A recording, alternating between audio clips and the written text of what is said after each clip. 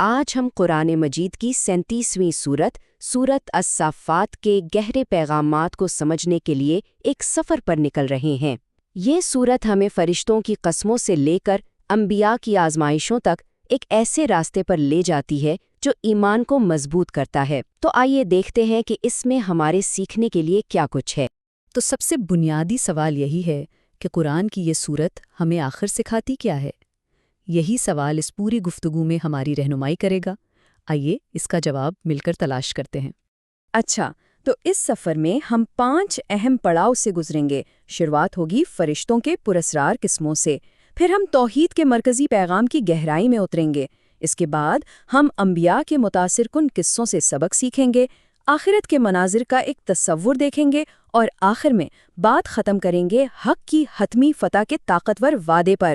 تو چلیے اپنے سفر کا پہلا قدم اٹھاتے ہیں۔ سورۃ الصافات کا آغاز ہی بہت ہی شاندار ہے۔ یہ کچھ ایسی طاقتور اور علامتی قسموں سے شروع ہوتی ہے جو فوراً ہی سننے والے کو ایک بالکل الگ، ایک عظیم الشان منظر میں لے جاتی ہیں۔ یہ جو شروع کی آیات ہے نا، یہ دراصل فرشتوں کے مختلف گروہوں کی قسمیں ہیں۔ یہ سورت کے لہجے کو ایک دم آسمانی اور بہت پرجلال بنا دیتی ہیں۔ لیکن یہ صرف خوبصورت الفاظ نہیں ہیں، ان کے پیچھے ایک بہت گہرا مطلب چھپا ہوا ہے۔ تو آخر ان قسموں کا مطلب کیا ہے؟ یہ بہت دلچسپ ہے۔ تفسیر ہمیں بتاتی ہے کہ الصافات وہ فرشتے ہیں جو عبادت کے لیے صفوں میں کھڑے ہیں، الزاجرات وہ ہیں جو آپ کہہ لیں کہ بادلوں کو ہانکتے ہیں یا برائی کو روکتے ہیں، اور التالیات وہ فرشتے ہیں جو اللہ کا ذکر پڑھتے ہیں۔ ذرا تصور تو کریں، یہ کائنات میں موجود ایک مکمل نظم و ضبط کی تصویر ہمارے سامنے رکھتی ہیں۔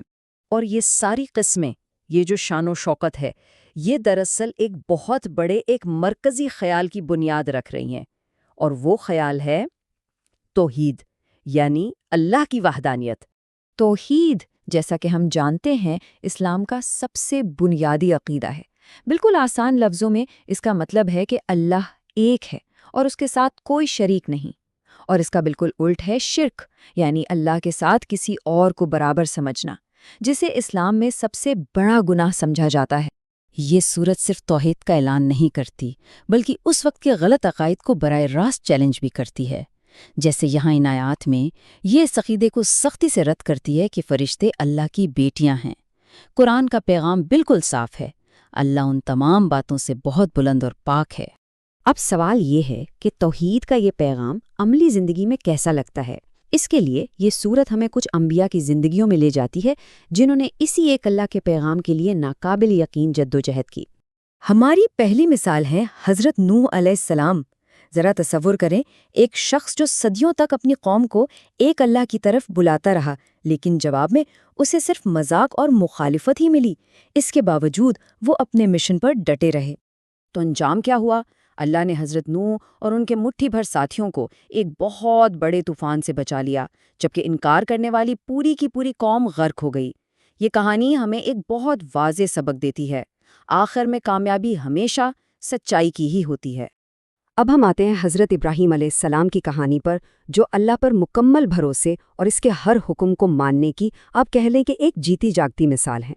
ان کی زندگی کی سب سے بڑی آزمائش تب آئی جب انہیں خواب میں اپنے ہی بیٹے کو قربان کرنے کا حکم ملا۔ سوچیں، ایک باپ کے لیے اس سے بڑا امتحان اور کیا ہو سکتا ہے؟ لیکن حضرت ابراہیم نے بغیر کسی ہچکچاہٹ کے اللہ کے حکم کے آگے سر جھکا دیا۔ لیکن اس سے بھی زیادہ حیران کن بات ان کے بیٹے کا جواب تھا۔ انہوں نے مکمل فرمانبرداری کا مظاہرہ کرتے ہوئے کہا، ابا جان، آپ کو جو حکم ملا ہے وہ کر گزریں۔ تو یہ صرف ایک باپ کا امتحان نہیں تھا، یہ بیٹے کے ایمان کی بھی ایک بے مثال کہانی ہے۔ ہماری اگلی کہانی حضرت یونس علیہ السلام کی ہے، اور یہ ہم سب کے لیے امید کی کہانی ہے۔ اس میں غلطی، توبہ اور اللہ کی بے پناہ رحمت کا ایک بہت طاقتور پیغام ہے۔ جب انہیں ایک بہت بڑی مچھلی نے نگل لیا تو انہوں نے اندھیروں میں اپنے رب کو پکارا اور اپنی غلطی کا اعتراف کیا۔ اللہ نے ان کی سچی توبہ قبول کی اور انہیں نجات عطا فرمائی۔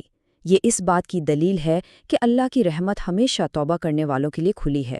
انبیاء کی ان کہانیوں کے بعد سورت کا رخ دنیا سے آخرت کی طرف مڑتا ہے۔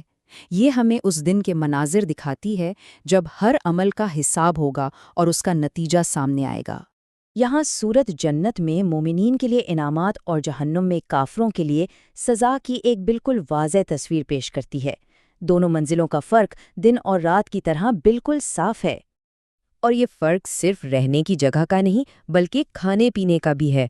ایک طرف اہل جنت کے لیے پاکیزہ مشروبات اور لذیذ پھل ہیں تو دوسری طرف جہنم والوں کے لیے ہے زقوم کا کڑوا درخت جو جہنم کی آگ ہی سے اگتا ہے۔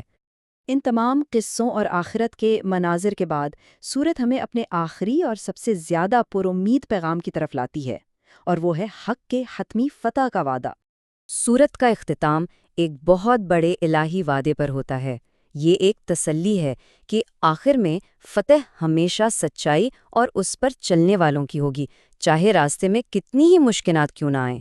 یہ آیت اس پیغام کو کتنی خوبصورتی سے بیان کرتی ہے نا؟ یہ اللہ کا اپنے رسولوں سے ایک پختہ وعدہ ہے کہ مدد انہی کی جائے گی اور اللہ کا لشکر ہی غالب رہے گا۔ یہ تمام ایمان والوں کے لیے ایک بہت بڑا حوصلہ ہے۔ تو آخر میں سوال پھر وہی ہے، اس سورت کا صدیوں پرانا پیغام، یعنی ایک اللہ پر یقین، آزمائشوں میں صبر اور اللہ کی مدد کا وعدہ، آج ہماری زندگیوں میں کیا معنی رکھتا ہے؟ یہ وہ سوال ہے جس کا جواب ہم سب کو اپنے اندر تلاش کرنا ہے۔